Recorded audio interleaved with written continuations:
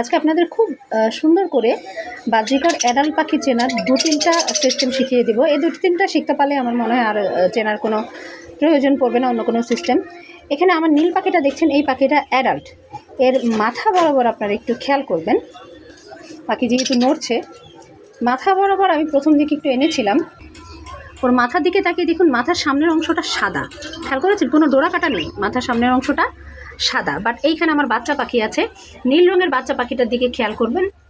নীল রঙের বাচ্চা পাখিটার মাথার সামনের দিকে দেখবেন ডোরা কাটা দাগ। এইটা হচ্ছে বাচ্চা পাখি এবং অ্যাডাল্ট পাখি চেনার প্রথম লক্ষণ।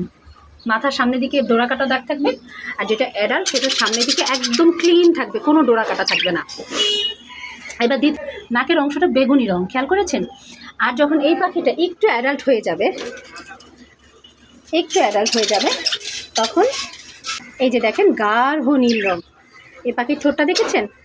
এই পাখির ঠোঁটটা হচ্ছে গাঢ় নীল রঙের, ঠিক এরকম হয়ে যাবে অ্যাডাল্ট পাখির নাকের যে রংটা সেটা।